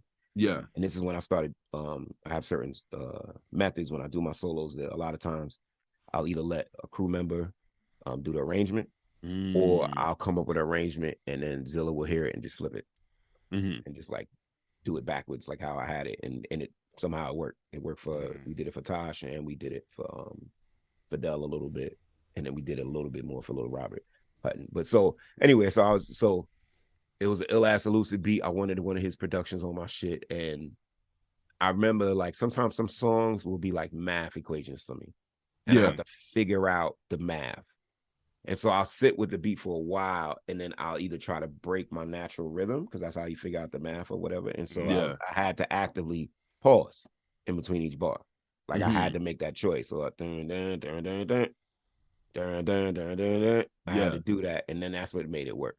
And then so when I did it, I still was like, yo, the beat with the dissonance is such a distraction. It's got to be the last track. Like that last kind of blast off where, Black Soap and like, songs like that. Shit like that. It's just Soul Controller. Like always thinking like those Wu-Tang really offshoot weird stuff that they would throw at like track 18 and 19. Yeah. But then I think it was Zilla also proud. He was like, nah. And I was also thinking like, no, this need to be the first track. Yeah. And I was like, the first track? He's like, yeah, this is the first track. Let's put this first. And so that way we can go wake you up after that. Wake you up right then. You're awake. There's no sleeping. There's no gentle. I have albums that lead you gently into the night, but no, not this one. Boom, boom, boom, boom, boom. Like I'm just doing that. And so that I remember that used to always strike me like when I would see Emery Douglas's art on Black Panther publications. That's where I got the name from. Emery Douglas is like the chief artist in the Black Panther Party in the 70s. And he had these stark images of like pigs and cops and stuff. And he would really draw them as pigs, and very striking images of women with like very African noses and stuff. Yeah. I got a line for you. You ain't even hear it, like my DJ Balagan. I got that shit. Hey. So like, yeah, that's like he heard the song, but he don't remember where it is because it's like what a remix project or whatever. So anyway, so it did have new life when we made it the first track, right? And then I did the video for it, and the video was funny because I have a certain thing about my body, whatever. But the director knew that, and he didn't tell me that I would have my shirt off until I got there. He's like, all right, yeah, take your shirt off. I was like, what you talking about? I didn't even get to do no push. He's like, oh no, we're gonna strap the camera to. So everybody like, I like that video. That's like Tosh sampler, and so we did pieces of different songs, and he strapped the camera to me. It was one of those train spotting type joints. The camera was facing me, and I had to have my shirt off, and then I'm running, but then on the different cuts, he was shooting me from afar with my shirt off, and I was like, "Oh, this is a bad idea." But actually, it worked. The hair was luxurious as usual, so that helped mask any type of insecurities I had. But I really like that song. It's a great one. Lucid was digging it, and I think I got a good blade off on that. No, that was a great track. That's like that. It's in a very infectious. I love a good like grungy sound. I love beats that sound like literally like a human couldn't conceive it. Like and that beat, like the fact that you could rap on that also brings me like, so are you someone who raps like when you rap, are you writing all your lyrics, are you freestyling, are you punching in, like what is recording like for you? Oh, I'm a writer, so I write a lot and then I edit even more, and I have a long kind of process with that. So but I'm a writer, and then I'm not a big memorizer as much as I used to be. Back in the day, I used to memorize all these shit, but now it's like more of assignment based. And so I write my shit, and I usually read it off the machinery when I get to the studio or whatever, but I got to work through it, how I'm saying it. I have certain ways I write things that will tell me, will infer how I should spit it when it comes time to record and shit. And I also take pride on like I don't play in the studio. Like I'm there to get again. If you read it, I'm there to work. Yeah. So all that playing around and vibe and all, you do that after the clock stops. Yeah. When I get there, I'm ready to go. I might knock 9 songs out, bang, in an hour. I'm good. We grew up in a very traditional time, as far as hip hop was concerned, and there were these understood rules that didn't always lend to efficiency sometimes. Mm-hmm. You know what I'm saying? So like rhyme books were the way to go. Either your backpack, that's why we had backpacks. Everything you needed was in that backpack. You had 3-4 rhyme books. So when you go to the studio, it wasn't like there was this romantic vision of what making hip hop was like. Everybody's in the studio, we smoking, this beats on and we writing. Nah, nigga, that shit costs money. Yeah. Studio time costs money. Yeah. And we didn't have that. And people didn't have like home studios like they do now. You know what I'm saying? But even though if it was somebody in your crew that did have a home studio, it's not like you were just over there kicking it all the time. Mm-hmm. So that's you only have so much time before mom came home. Exactly. You yell and all that. You can't be carrying on till the middle of the night. Like it was very situational. Right. So you didn't have time to fuck around and hang out all night to come up with like, I don't know, with like a boot camp song. Like Buck said, oh man, we was in the studio for 24 hours. I didn't have that type of time. Studio label wasn't paying for that. Wasn't no label even signing it. Right. And even when you did have that situation, so like my crib, we're talking like mid-20s, late 20s in Chester. I literally had a studio. My whole half of my first floor was the studio, booth, and then the control room. But even still, like, I don't want people just hanging around, just kicking it, like just having an excuse. What are we here to do? People are coming to work. Running, right. My lights is running. Y'all constantly in my fridge. Right. What are we here to do? Let's get this done. So, like, you write before you get to the studio. You rehearse before you get to the studio. Mm-hmm. You might go to the studio and make some edits. But even then, like, when it got to the point where it was like, oh, I could read my rhymes off my phone. I could read my rhymes off a tablet. That means I gotta type it. Like there was just like a pushback on that. Like it was weird. Like we treated reading rhymes off a digital device like the device helped us write the rhymes. Like there was this weird thing that we were doing initially. But we needed that because, oh my God, people's penmanship was awful. So like, sometimes you mess up around because you can't read what you wrote. People will lie about that, but there was times you could not read what you wrote. There was a thing about flipping the pages. Like I write in Jewish columns. I'll admit that. Like if I'm writing by hand, everything's on one page. In these columns, I start all the way far right and go backwards. Like I write like this. It's very weird because I used to have to, my memorization had to include what's at the top of the flip page. So when I'm trying to remember it, I have to remember what's up there. And that was weird. Recording it, trying to be quiet and flipping it, messing up. Right. So I remember devices came in handy because I love to edit. Yep. My first draft, you might not even hear my first draft. I'm taking that whole section out. I'm changing this word. I'm taking this flip. Oh, this bar works at bar 4 as opposed to bar 14. Flip. Yeah. All that good shit I can do. Copy paste to take this out. Get this from I have a random folder just of lines that I just whenever it comes. Have that and just have that. If I'm get stuck, go to that one, grab a line there, stuff like that. So I definitely, again, I say embrace the tech. Yeah, embrace the tech. Yeah, I would like. It's so funny, but I think I will in the future record a project off the book again. But I'll have to go back but I got into heavy with the tomes and the moleskins. Like I was getting like serious books, metal plate shit, the spirals. My shit was getting blasted shit. Like certain, I went ham. Like I used to have rhyme books. There was no joy. I had a metal plated rap book. It was 2 metal plates with a Che Guevara stick on the front. My shit used to be. We were wilding. You lied. You know what I'm saying? My shit was anointed. I used to get my shit's anointed. You crazy? Fuck you talking about, yo? I'm curious. You ever be like, so now with obviously things being easier, like you can just like cop a mic and cop like we see artists nowadays like they are recording at home. Like video like the he won't like artists. This guy won't like this one guy we had on my man Guevara. I bought his first mic. And that led to him literally turning his house into a functioning studio for like 5 years. I pitched on this cat's first mic. I think I put like through 250, 300. And I was working somewhere that I could get it for a cheaper deal. And it was also, I didn't have nowhere to use it.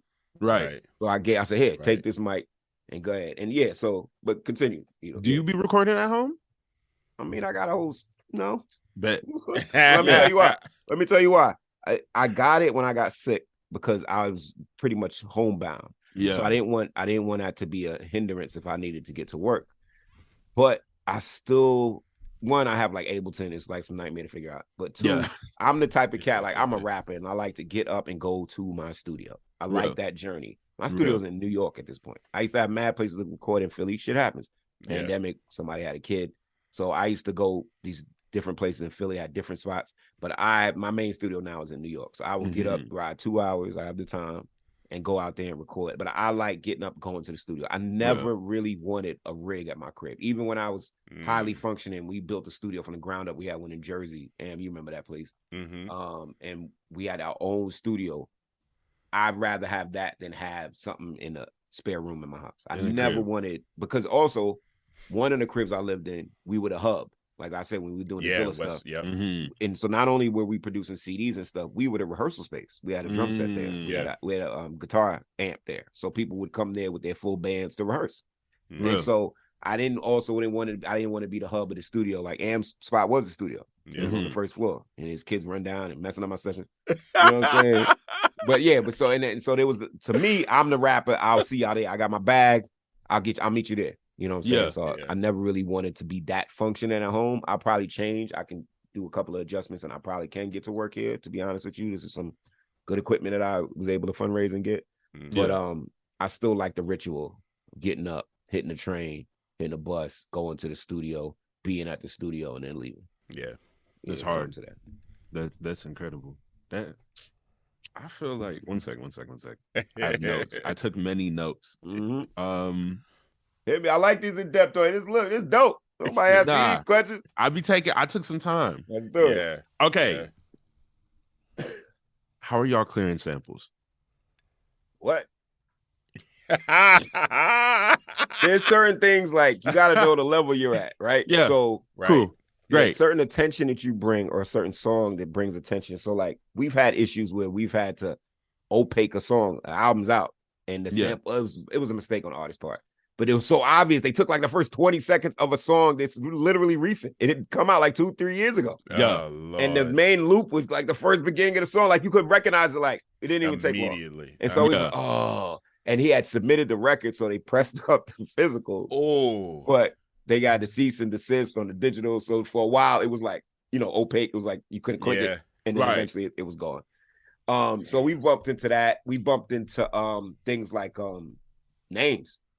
Zilla had a copyright hit on him from this band that had the name of one of his iterations of his projects. And so he had to change the name and split the name. It was like a long, like hyphenated. It was like, it could be hyphenated. He had to split it. So the search would be different. It was annoying. So, but like when it comes to samples, so I'm just being real with you. It's like, there's a boogeyman to it.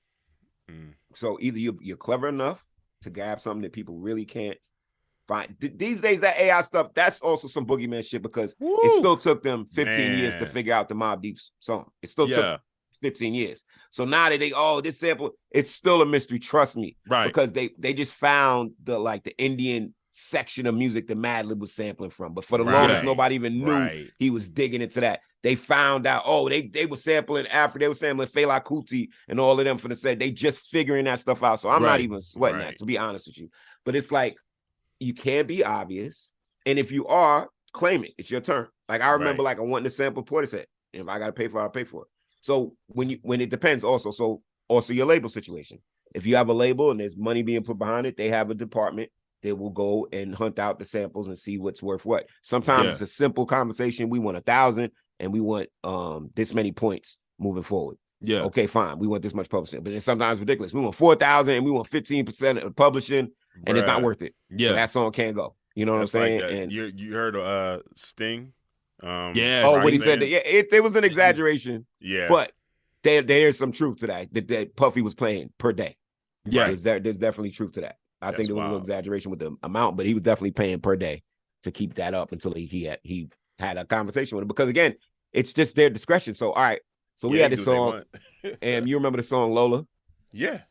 Okay, so Lola is different. On vinyl. Lola is different. Oh, we do have that on vinyl. We press it on vinyl? What do we do that? Hard. Yeah. We press it on vinyl how? It's on what's on the other side? I can't remember what's on the other side. Did we just press it up for you to spin, or we? Didn't you wait? If so, what's on the vinyl single? I thought Lola was on the vinyl single. The single was Fleetwood and Lola, but I don't remember. I remember that being more of a maxi CD than like vinyl. So we probably just pressed up a couple for you. Yeah. All right. So in the beginning, I got there's a whatever copies. Lola wants, Lola gets, and we thought that was, what is that? Nina? It's either that's not Nina. Or Sarah Vaughan. Nina. Sarah Vaughan. It was Sarah Vaughan. Okay. But Sarah Vaughan is not the original song owner. So, we did this whole thing. We tracked down who owns the song. Yeah. We called them up. We said, look, it's like 3 seconds. Literally, it's 3 seconds. It's like 10 seconds of that, but it's 3 seconds of the notes. Yeah. Because it's burnt. That's all we took was this. And then Lola part. And we asked him, and we got on the phone with this guy. And I mean, it was just like my one experience with it, but I don't want anybody sampling anything of mine. It hung up on us. And I just couldn't understand, like, it was so harmless. We weren't doing anything to nobody. Right. So we had to cut off that top piece of the song, and we put the song out anyway. Yeah. But we did have to cut off the top part with Sarah Vaughan is singing the whatever Lola was low. And it's so weird because at first it was hard for my brain to wrap around this new version of the song because somebody actively chopped us by the hand and said we can't use that. So in my mind, oh man, the old song. I'm like Flowers from Bulletproof Wallets with Ghostface. Like, oh man, if you heard the original, if you heard the Watch, if you heard the Sun, like that type of shit. But it became such a good live staple, and then we had a remix that was even doper. So it didn't really matter. So I think you pick your battles. You pick your battles when it comes to that. If you can get away with it, if you're making a great fucking song, you got a sample in it, do the diligence and do the business and handle it. Yeah. You know what I'm saying? Because it'll benefit you, even if you got to pay out like 8 at one point. Because, all right, Pharoah Monch on Simon Says, when they first were negotiating with them, they wanted 5,000. Second time, they wanted 10. Yeah. That's how all it went up. That the original, it was like some Asian music group because it was from the movie Godzilla or whatever. And they wanted 10. That's it. Man, they ignored him. Rockers was playing them out. Didn't pay attention to him. Then they asked for like 50, and then they took him to court. Yeah. And Pharaoh sees none of that. They pulled all of those. I don't know if because you was DJing heavy there. They pulled all of those off the shelves. Yeah, they did. Because I have one, but I remember they pulled all that off the shelf. You could not find a Simon Says vinyl anywhere. And all they had to do was just give them that $5K. Yep. They changed the CD a bit. I think the CD, but there's something like, if you could hear, there's a little difference to it. It's not the original sample anymore. They had to like mess with it or whatever. And I think you picked your battles. And it actually might have sunk the company a little bit because it was a big judgment. Oh yeah, it was a big judgment. And they didn't have that money yet. It was and that song was so big. Everywhere. And Pharaoh he bigged up on the clout from the popularity of it, but he didn't make a dime off that song. Literally did not make a dime. In fact, lost money off that song. He'll tell you the story. Jeez. So like, it could go either way, but I also think sometimes it's either worth it or it's not. Pick your battles. Right. Pick your battles. That's all I gotta say. That's real. Appreciate that. that. So as an artist coming out of Philly, like, how has that experience been? I feel like me and Ann were talking about this the other day. Philly does not get the credit it deserves. No, it doesn't. If y'all are like running music, in my opinion. There's a lot of stuff. Wait. Understand this, E.D.O. Castro is from Brooklyn.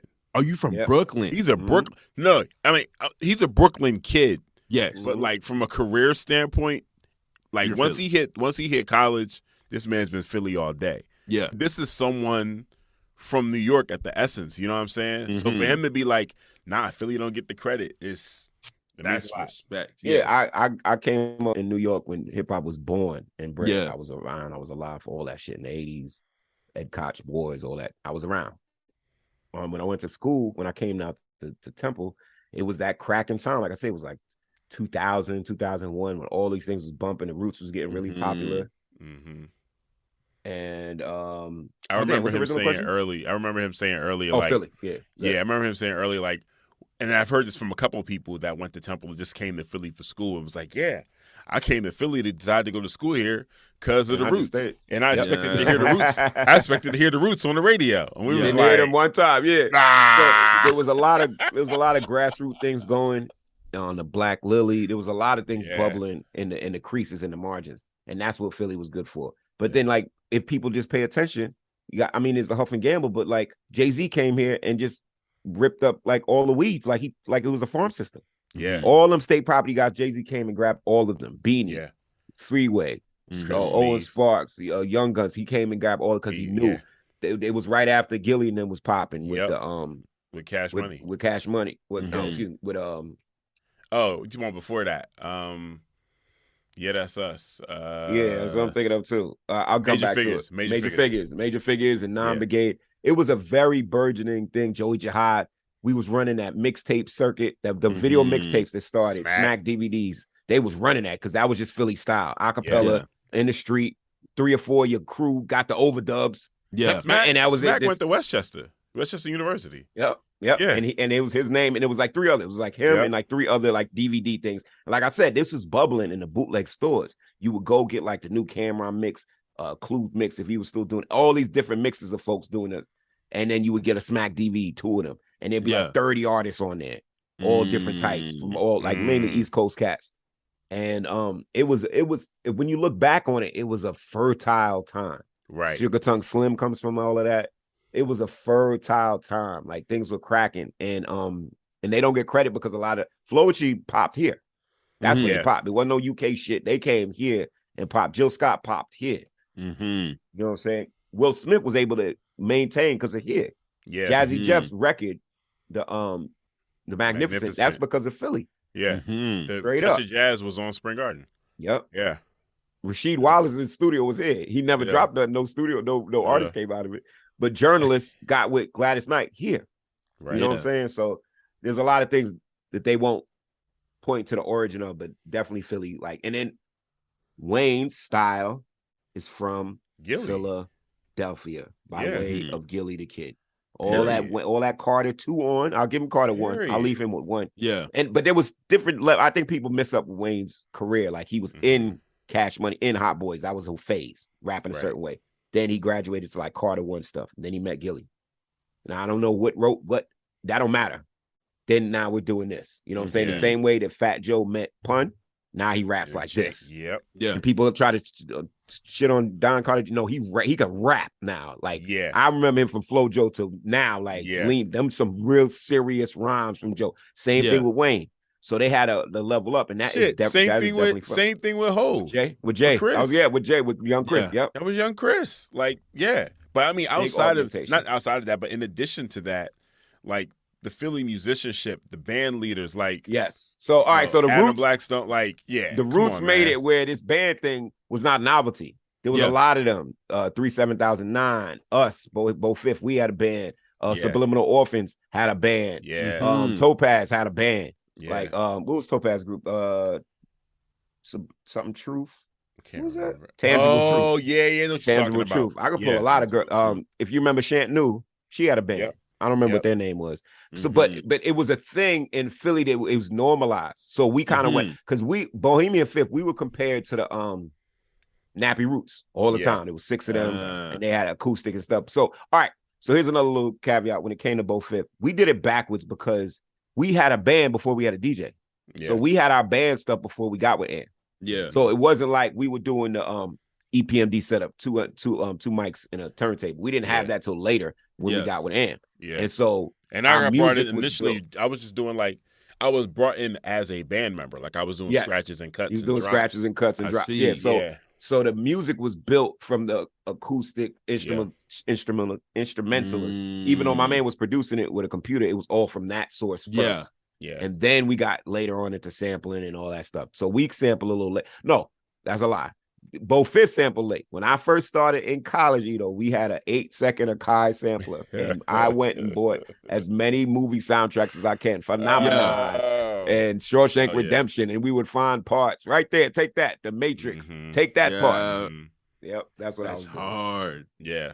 So like even today, it's interesting to watch Adam Blackstone be musical director for some huge performances. He did the Super Bowl recently. Yep. Then you got DJ Active. He's out there DJing for Janet Jackson on tour. Yep.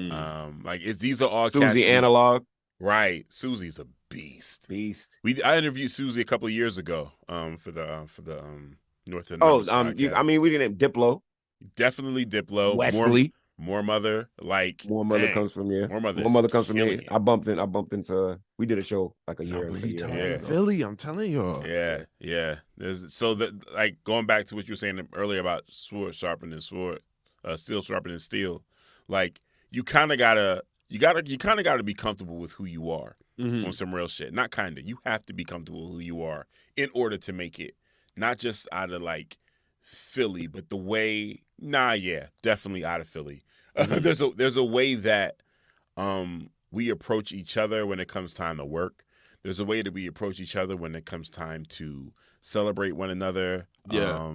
Like, so if you are unsure about what you're bringing to the table, we can't really champion you. Right. You know what I'm saying? Like, I don't know what you're doing today. Today you a poet. Tomorrow you a MC. But it was on Friday you a photographer. What are we doing? That's why I said it was for those. There was plenty of places to get your open mic on. There was plenty of showcases you can get on. So it was definitely a place to learn how to perform. I'll definitely say that. Right. But then it felt good to be able to look at the scene, close your eyes, get busy with something else, look up and see the same people. To still see Castro, to still see Reef the Lost Cause. Like, no, y'all just rhyming. It's not like people walking up like, you still doing that hip hop thing? Yeah. Nah. Like, it's still about it.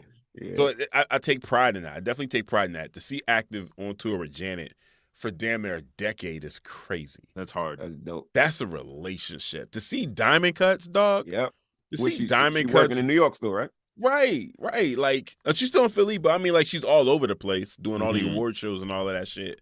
And it's like, yeah, I take immediate pride, like super, super pride in that shit. Because it's like, yeah, okay. You never gave up, and you're doing it at a level that isn't, from a talent standpoint, isn't that far from what you've been doing. It's just a level of consistency.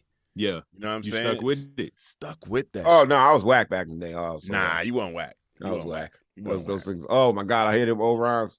Oh, no. Isn't that how it always is? Well, when I listen to, feel some type of way about your old when I listen like Foster Kids, it's like every fourth song, I had a good idea. And everything else was like. Yo, Foster Kids was one of the best projects that came out of Squadzilla. You're tripping. There was some bad ideas on there.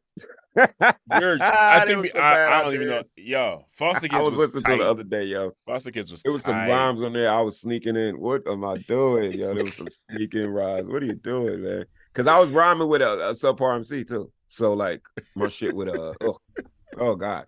So yeah, like that's how when I listen to I tell you I listen to that Bowfish shit. Oh God, what was I doing? What?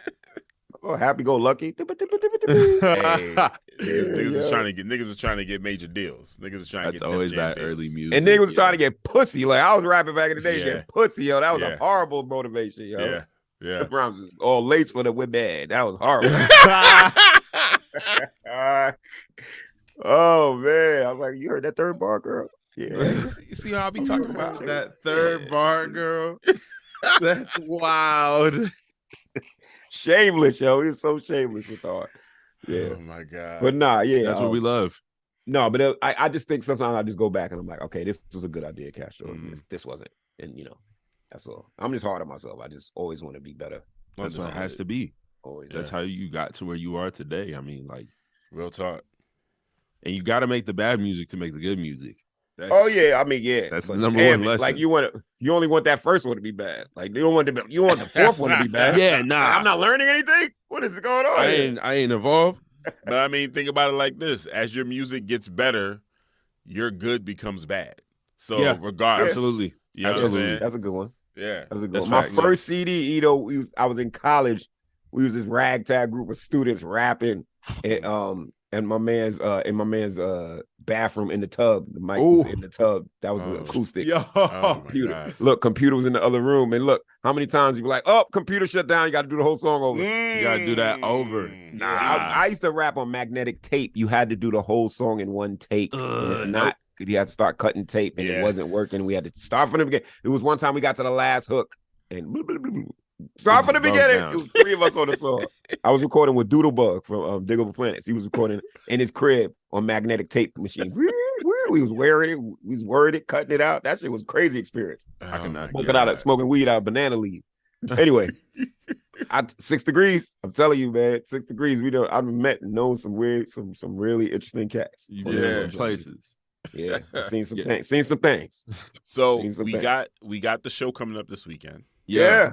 It is at Kelly's Olympian. Good. Man. What else? What should people be looking forward to? Is there open act? All right, so let me look at it now. So we got our man AJ Suede with us on that leg of the run, but I think there's also some other opening acts. But I would have to give me a second. I'll have to look. But yeah, this is my first time performing in Portland. Yeah, and I just got back on the performance scene. I was pretty sick last year, and I had to rehab my body, and so just getting back on stage to me is like a big thing. So I'm always proud about that. Absolutely. Let's see. He said it kind of like, you said it kind of lightweight. Like, I had to rehab my body. Like my dude had to learn how to walk all over again. So yeah, I was bedridden, and I had to learn how to walk all over again because I broke my hip. And what? I'm trying to find you the information. This is for real. This is amazing. Real life. This real life. This real life hip hop culture. It ain't all glamour and glitz. Nah, it's not. It's not. So, is this? God damn, this Oregon show. I'm sorry. As far as I know, AJ Suede is opening for us. Okay, he's on that part of it. There might be another opening act. Y'all? I believe it was at Portland. Is it Seattle, Portland, Eugene? Okay, yeah, I got that. Give me 2 seconds. Okay. Oh, we got a show with Opio too. Nice. Nice in San Francisco. Yeah. The Portland, Eugene. Okay, I got always cracks me up. So I'll be like, "Motherfuckers be down in Eugene." So all right, so we got Portland at Kelly's Olympian, and then on the next day we got Eugene at Big Dirty Live, and then we have a day off, I think, and then we go to San Francisco on the 17th. Okay, but before the Portland show, you got Seattle, right? Well, we start in Olympia on the 12th. That's Friday, and then Saturday we go to Seattle, and then come back. And then we go to Portland, and then Eugene, and then we'll probably ride back to Portland to fly to San Francisco. That's right. Wow. Yeah, so there's a lot going on. So yeah, that's some tour life. That gives that tour life. I mean, you gotta have the stamina. You don't want a day off, but you need a day off. You start performing your best at the end of tours. It's like this classical thing, because by the time you get towards the end, you're nailing all your lines. You're getting your pass offs. You and your opening acts have like a chemistry. But right at the end of tours, when you're performing your best all the time. Yeah, every single time. Yeah, it's a funny It's a funny thing. That's dope, man. I'm really looking forward to seeing. I know the girls are looking forward to seeing you. Yeah. They're taller than me now. Forward to seeing. Yeah, they're definitely taller than you now. Jesus Christ. I used to know that I could carry both of them underneath both my arms. And now they're like, hey, little guy. Hey, little uncle. Damn. We definitely got to make sure, while you're in town, we make some time for that. Get you to come through the studio, check out the station. You got to come pick us up. We lost some of our vehicles. So no. How many of y'all is it? Oh my God. At that point, let's see. At that point, it might be 4 or 5 of us. Oh, because shit. People coming on and on. Oh man, please. It was just you gotta love it. That's what I gotta say. You gotta love life. It. So, tour lifestyle. Yeah, like, we'll work it out, but you might have to go pick the guy up. A highway marker and shit. Like, we over here, man. Just go pick us up. But so if y'all, people are willing and listening, come on out. What I want people to do is like Shrapnel's a show. Like we like to give a good show. Yeah. There's a lot of good energy and good music in our set. Prem is an incredible performer. And then we weave in our solo stuff that works. So it's always a good experience. So nice. Like, if the French like it, y'all gotta like it. Like, stop playing with me and shit. You know what I'm saying? You know what I mean? And so we've also had a successful record. Our last record, Metal Lung, will have those with us. My label Repress, my last solo record, Little Robert Hutton, I'll have some of those with us. Okay. And then my overseas label gave me a pack when we was over there. I didn't even know. He gave me a pack of Tosh, so I got some of those too. Nice. So we got a whole bunch of stuff. We got a whole bunch. This is all vinyl? Yeah. That's hard. Yeah. That's what it's about today. I ain't trying to cop no CDs, fam. Nah, I mean, CDs sell kind of differently. I think CDs, there's a place for them as far as if you're a collector and you want to get, like, you're not going to put the CD in a machine, but you're gonna put it on your bookcase next to the figurine, next to the tape. So that's what they're for. You know what I'm saying? To keep like the links to the Doom lunchbox and shit. That's on the top. Exactly. You know what I mean? So that's Welcome the to ephemera. the office. Exactly. Yeah, exactly, right? The compound, the original compound. Yeah. And that whole idea is what I think us as male collect, and anybody that's into the music that are collectors, that's our setups and stuff like that. So that's kind of the place for CDs. Yeah. But yeah, it's we try to have vinyl all day. I think we got one Sedell Threat vinyl. I doubt it though, because we sold out of those pretty quick. But yeah, so my label repressed my last solo because it did well. We got this nice blue vinyl. So hard. As like it was actually like, so anyway, so last year I got sick. And in the course of that, I have cancer and it broke my hip. And so when my hip got broken, they had to fix my hip and they preventively broke and fixed my other hip. So I had to have 2 hip replacements just in case my cancer wanted to act up in that manner. And my cancer is very well progressed. I am on a clinical trial that is very successful for the time being. And I have some other radiation treatments, but I still, if anybody knows, still got all my hair. True that. I had to regain a lot of weight. And then I had to relearn how to walk. Like I said, I had to start from scratch. And it's so ill because you don't think about how to walk because you never really had to think about it. You were so young when you learned. And you figured it out before you could even verbalize what it is that you didn't have a conscious thought of. My gait is like this. Like, pick up your leg, put it forward, don't walk pigeon. Like all these things that I have now to be conscious of, because I still, like, I have a very serious, not serious, I have a prominent limp. One of my hips has a lot more screws and work in there, as long as with the fake hip than the other one.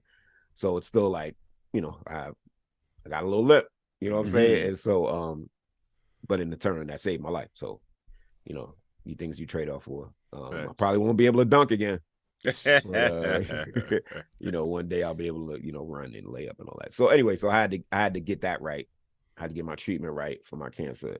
And then, I was in a wheelchair. Then I was in a walker, and then you had a cane. So like getting on stage was like, so far away. Man, and I was so silly with it. Trust me, I'm sitting in the rehab place, riding around in my wheelchair, like, I owe these people these verses. How can I do these verses? So I found a music therapist at my rehab place, and I said, "Yo, do you have a setup upstairs?" He's like, "Oh yeah, I have it." So he set up his mic, and I recorded like 2 feature verses in a wheelchair. One of them was really good. One was a really good verse by my man Rich Jones. But I was just really happy to get that done because I'm just an idiot, and that's what I'm worried about. Not like, hey, get your legs working again. No, I opened those verses when I broke my leg in my porch. So anyway, but then I got back on the road last fall, opening for Woods, and that went really well. And so just me and Prem just keep plugging at it. We just did our little overseas run. We did a little Northeast run. Yeah, I think in the fall or winter we might do a Midwest joint, and then we got some plans for like the UK next year. Yo, what was that like? What was that like the first time back on stage? Oh man, I have a whole routine about it. Yeah, to giving out, like I was in a wheelchair for 6 weeks, and I was in a walker for 5 weeks, and then I'm back on this motherfucking stage, and I used to do that all the time. Yeah, and people like. There was a lot of support, like a lot of support. Definitely life-saving support. I believe in that energy. And so it was really good for some people to even see me on stage. I had to, it was early. I had to have like a stool up there. I had to sit down a bunch. My man Prem held me down. He would do more work if I needed to take a break. We could change the setup. So I could have like breaks in the middle. I had to get back. It was weird. It was just because I had the first show, people don't know this, but the first show, nobody noticed. You could even see the footage. Man, we had 2 hype songs back to back.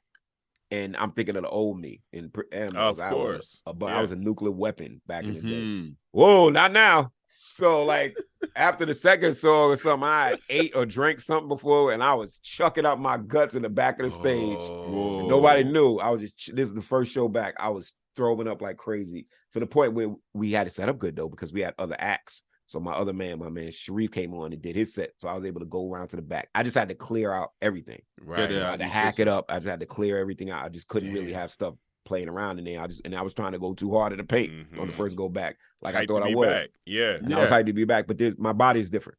And that's the truth. I'll tell anybody that my body is very different. There's different things that I have to contend for, different ways that I have to perform that I can't do like I used to. I have to give myself some grace. And then it works out. But like now it's my job. So my job is rest and chill all day and to do one show a day. Right. Do it. Right. I do that show and then I go back and rest. People go and I go to the hotel. I go and I need to sit and rest my body. My shit be hurting, but it's good. It's good. It's all for this art. I'll be all right in the morning. Yeah. I'll be all right in the morning. I got my medicines. I'll be all right. But yeah, so and it was just, it's love getting back on stage. And like I said, I think a lot of people were inspired. Some people followed my story when I was getting better. And I think some of those people started coming out and seeing me and like, cause they would say to me, "Oh, it's just good seeing you up." Right. Yeah. Like, you know, you don't know who you're inspiring. I met some guy that was in like a bad bike car accident type thing. He almost got folded up. And I watched him. He went through similar rehab as I did. And I saw him doing the same type of rehab things on the balance beams and walking up steps and stuff. And he came to a show. He had the cane. And I was like, "Yo, you look great." He's like, "Oh, no, you look great." You know what I'm saying? So that was pretty dope. It was like one of Prim's friends and stuff. So like that type of stuff and just being able to relate to other people's journeys. If people want to talk to me about their cancer journeys and stuff, that comes up. You know, we call ourselves cancer veterans because survivor has a weird connotation to it. Yeah. But yeah, all of that stuff is just making me connect more to certain folks, to my fan base. And they really helped out. Like, Cat sent money, dog. I was out of work. Cat sent money. You believe I'm not playing, yo. I'm so grateful for that. And just to keep me on my feet and just to keep me keep this engine going. And then when I was ready, I started limping my ass back to the studio. Yeah. As soon as I could. And I was back up in the studio with my cane and shit. So I remember I couldn't even record standing up for a while. I had to like lean and shit, but I wouldn't trade it for none. I wouldn't do anything better. And that was my goal, to get back on stage. And so I'm glad I'm able to do that. Well, yeah, we got you this weekend. Everybody, definitely want to thank you for tuning in to this episode. We want to make sure we got this out to y'all in preparation for the show this weekend. No doubt. So definitely, we'll be in the building at Kelly's Olympian. Yeah. It's going to be a great time. It's going to be a party. Yeah. Have a good time, yo. Going to get it popping. Hip hop. You know what I'm saying? Ain't going to be no Noriega. Noriega ain't coming. I mean, I know I said some things. He ain't coming, though. So, sorry. You know, I tried. People want to check out anything you have popping before, after this. What's the best place to find you online? We got an Instagram, Shrapnel spelled SHRAPKNEL. You can find our Twitter, our Instagram, Bandcamp. Our label is Backwoods Studios with Z's instead of S. You'll find our stuff there. We're on most streaming sites and stuff. We just dropped a record called Metal Lung. And then our first record is self-titled. So you could just type in Shrapnel and all the stuff should come up. We have a couple of EPs out there. And then I dropped a record, Little Robert Hutton. You can find like Curly Castro, Bandcamp. You can find that on streaming as well. And I also dropped something called Tosh. That was a record before. So yeah, you know, I'm out there. You know what I'm saying? I'm out there typing the words. Look for the searches. You know, you find a kid. Bet. Thanks for taking the time, sir, to be interviewed on your own podcast. I know, right? Look at that. It's the Aurora Boreas, the snake eating the tail and shit. Look at that shit. You know what I'm saying? But thank y'all, yo. I appreciate it. I'll see y'all soon and shit. All right, y'all. We'll catch you on the next episode. Peace. All right, peace. Hey, you're still here. That's what's up. Thanks for listening. We really appreciate every single listen we get. Be sure to subscribe and follow us on all social media. You can listen to us on the platform of your choice. We are there. And if you're so inclined, please rate the show and write a review. We appreciate all types of feedback from any of our listeners. All right, catch you on the next one. Peace.